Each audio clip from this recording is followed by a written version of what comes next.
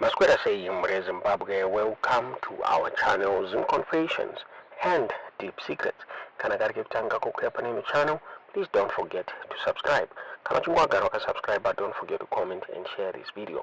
Nasi Mre Zimbabwe takuigira inyaya buritswa na former Citizens Coalition for Change leader Nelson Chamisa amabuda vachizvi distance from claims akabuditswa na Blessed Sugeza uyo anova Central Committee member akadzingwa mbatiridzano PF abuda achitaura iye achiti opposition figures hanzi vari kubheka mass protest yavari kuronga against President Emmerson Mnangagwa. Geza uyo ari into hiding kubva paakaanaunswa nepolice kunzi ari kutsvagwa ari on a wanted list.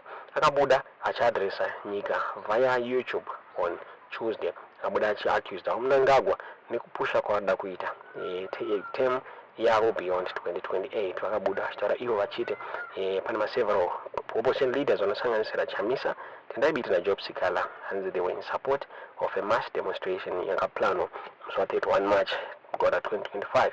Iyo iri kunzi yarongwa kuti pawanikwe pachibviswa President Emmerson Mnangagwa out of office. Zvisinei vaChamisa vabuda vachidinaya involvement yavo mu protest iyoyo Mre Zimbabwe. Vakabuda vachitaura vachiti he has not taken part in any coordination regarding the planned demonstration. Vakabuda vachitaura ivo vachiti although his office is open for dialogue and iri constructive for nyika and is not involved munyaya yedemonstration iyi Mre Zimbabwe. Zvinomira mushe nyaya yakabuditswa neZimbabwean Mail vachitaura ivo vachiti former Citizens Coalition for Change leader Nelson Chamisa has distanced himself from claims made by Blessed Sugeza, a now expelled ZANU-PF Central Committee member, alleging that key opposition figures are backing mass protests against President Emmerson Mnangagwa. Geza, who has been in hiding since being declared a wanted man by authorities, addressed the nation via YouTube on Tuesday, accusing Mnangagwa of pushing an unconstitutional bid to extend his presidency beyond 2028. He claimed that several opposition leaders, including Chamisa, Tendai and Job Sikala, were in support of a mass demonstration planned for March 31, 2025, aimed at forcing Mnangagwa out of office. However, Chamisa has flatly denied any involvement, stating that while he remains committed to dialogue and nation building, he has not taken part in any coordination regarding the planned demonstration. I want to clarify that my door is always open to speak with anyone who reaches out to me for constructive conversations and nation building, but I have not been involved in recent dialogues with anyone. I do not want to be made the focal point of things that have nothing to do with me, Chamisa posted on X, formerly Twitter, on Friday. In his address, Geza, a former intelligence operative, condemned the continued detention of opposition leaders such as Senator Jameson Timber and Job Sikala, suggesting their arrests were politically motivated. He also alleged that key opposition figures were now aligning with Vice President Constantino Chiwenga, whom he suggested could be an alternative to Mnangagwa. We have spoken with all political key players, the likes of Chamisa, Sikala, Biti, Komishi, and Ngonzora. We did not leave anyone behind. We have agreed on the way forward, and among all these people, no one does not like Chiwenga, Geza claimed. His remarks have further fueled speculation about growing rifts within ZANU-PF, particularly between Mnangagwa and Chiwenga, who has long been rumored to be at odds with President over succession. While Geza's call for unity against Mnangagwa has drawn attention, some in the opposition remain skeptical about aligning with ZANU-PF defectors, citing past experiences. Many Zimbabweans recall how in 2017, sections of the opposition cheered the military coup that ousted Robert Mugabe, only for ZANU-PF to consolidate power under Mnangagwa. Political analysts warn that opposition figures should be wary of being used once again by ZANU-PF faction vying for control. This situation mirrors 2017. Some opposition leaders supported the coup, thinking they were part of a broader democratic transition, only for ZANU-PF to emerge even stronger. Geza's statements should be treated with caution, said political analyst Dr. Pedzai Ruanya. Mnangagwa's controversial push for a 2030 presidential extension, which he launched under the Presidential Empowerment Fund initiatives, has deepened divisions within his party, with Geza openly opposing the plan and aligning with dissident voices. Political tensions within ZANU-PF and the broader opposition appear to be reaching a boiling point. As the March 31 protests approach, all eyes are on whether opposition parties and ZANU-PF factions will find common ground, or whether history will repeat itself with ZANU-PF consolidating power once more. Kamabulitiro kwa nyaya iyi ni Zimbabwe mmeo mure Zimbabwe tingaziye kuti muriona ose nyaya iyi tiudziozwa mukufunga mu comment section.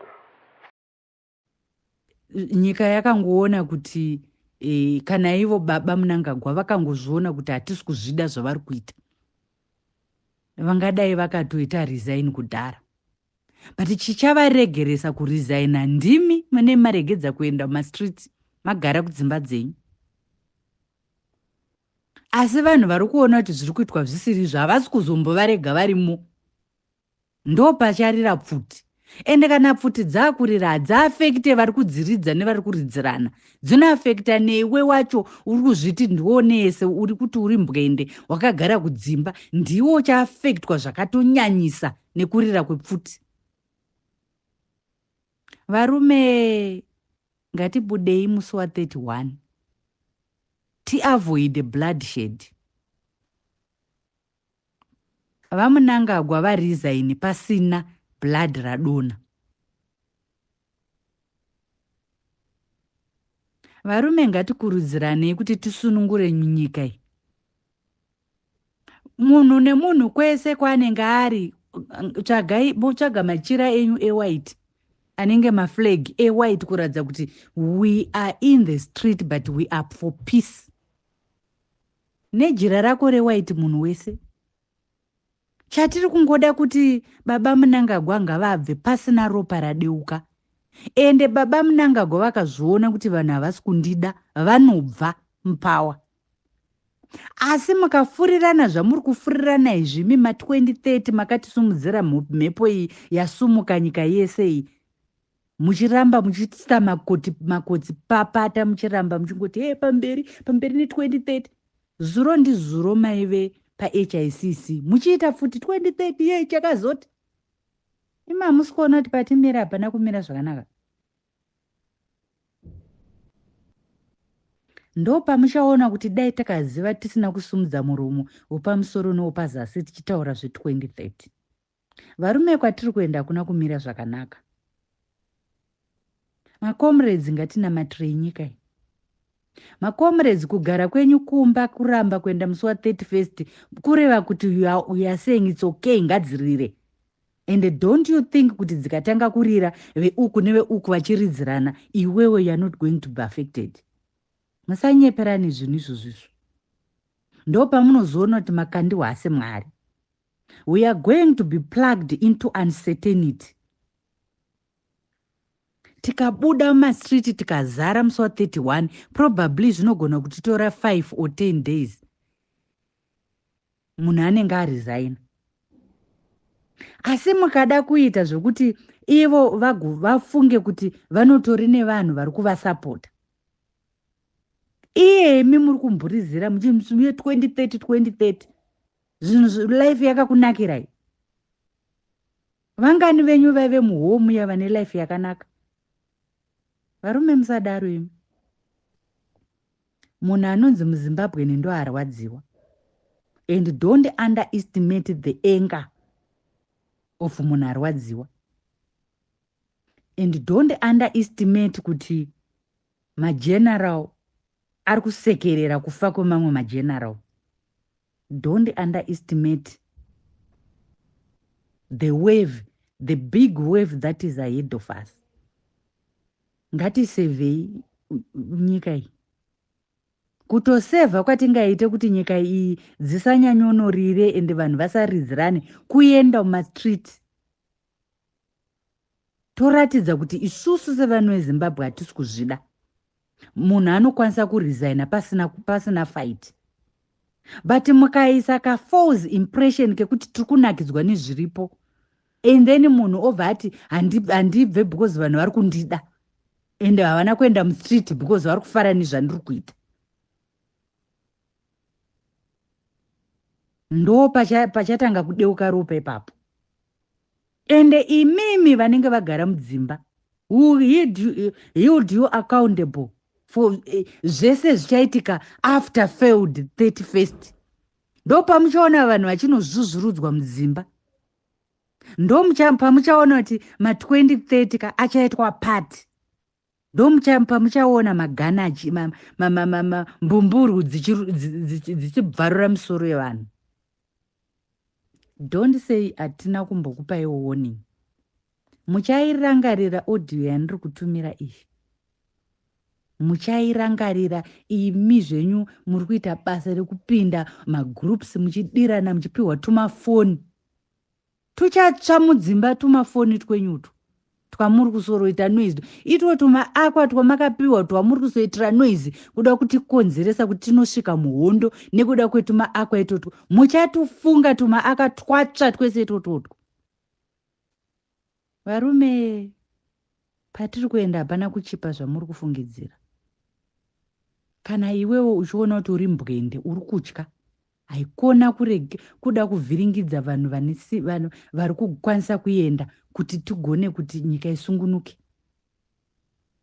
Mumwe noumwe ane zvaanokwanisa. Vanogona kunamata fugamai munamati. Vanopira mudzimu pirai mudzimu. Vanogona kukurudzira vanhu kurudzirai vanhu.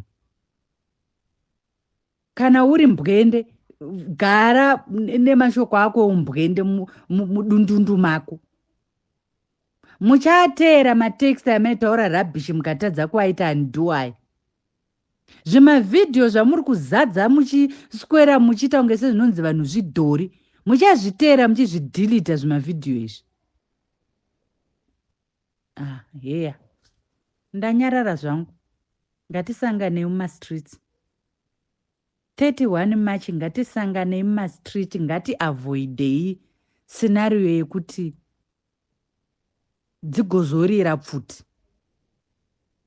Ngatisevhei nyika. Handei takabata majira edu ewhite epeace. Tichimacha hakuna munhu anopfura munhu akasumudza jira resymbol of peace. Enda hapana mapurisa anopfura vanhu vanenge vari 3 million. Ngatisevhei nyika iyi.